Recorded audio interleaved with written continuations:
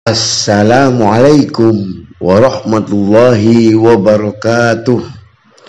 Semangat pagi anak-anak soleh dan solehah. Bagaimana kabar kalian? Tentunya sehat walafiat dan semangat belajar, bukan? Oke anak-anak, hari ini adalah belajar agama kelas 1 bab 4 atau pelajaran keempat dengan judul bersih itu sehat.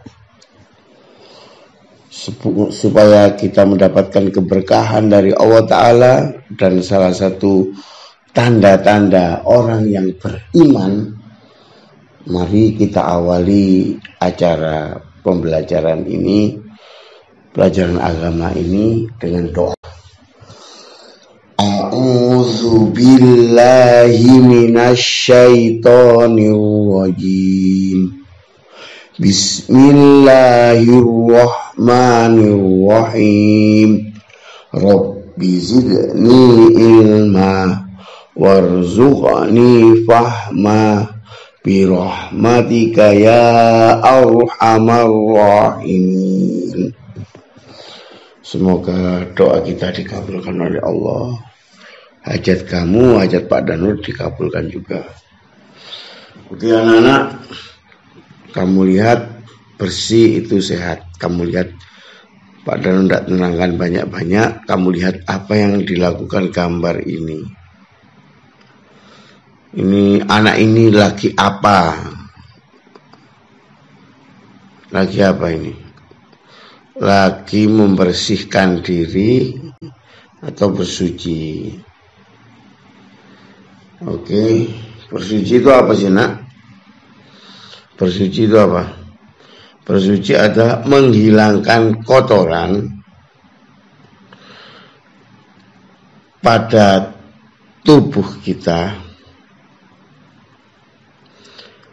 pakaian kita, dan tempat sholat yang kita tempatin.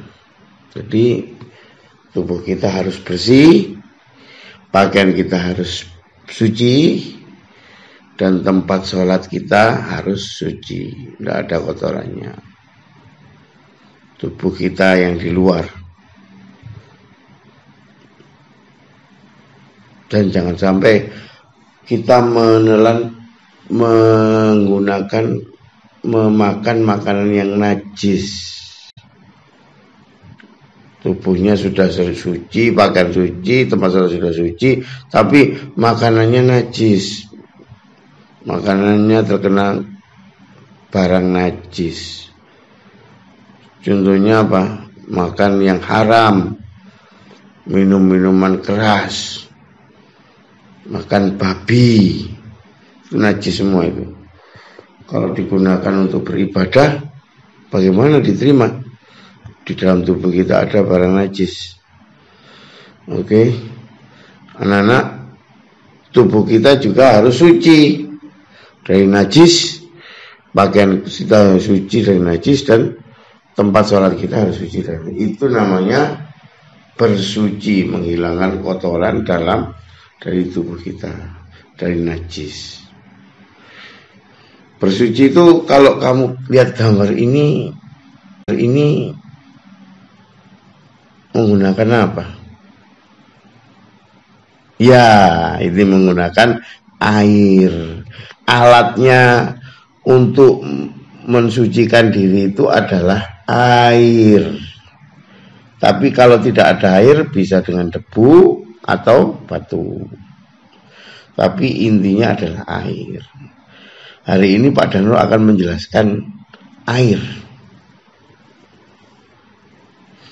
Air itu ada bermacam-macam. Air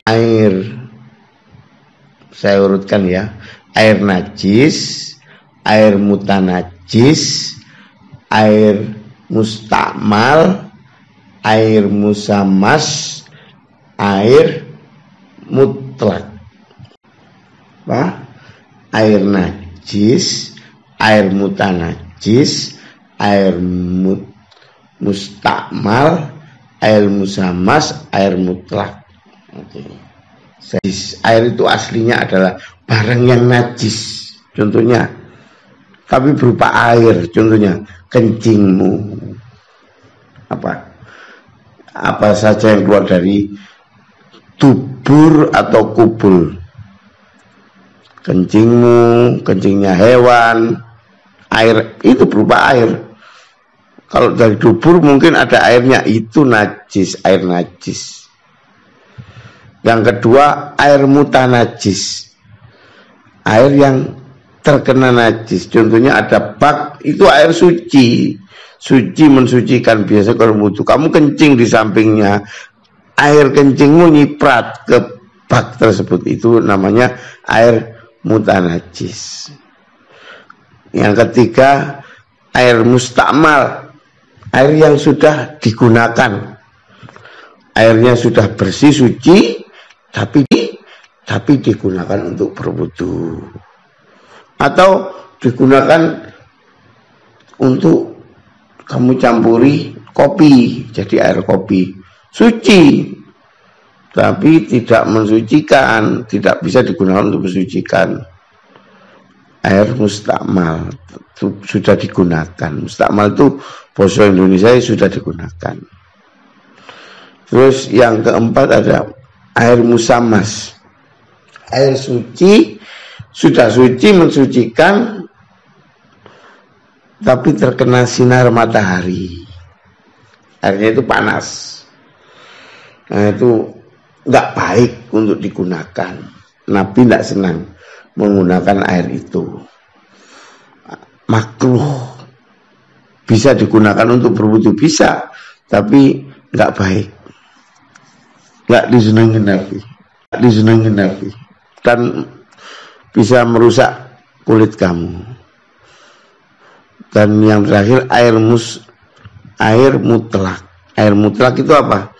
Air yang suci dan mensucikan. Air itu bisa, airnya itu suci dan bisa untuk mensucikan tubuhmu yang terkena najis, pakaianmu yang terkena, tempat sholatmu yang terkena najis, bisa digunakan untuk membersihkan, mensucikan. Ini ada berapa macam? Ada 7 anak-anak.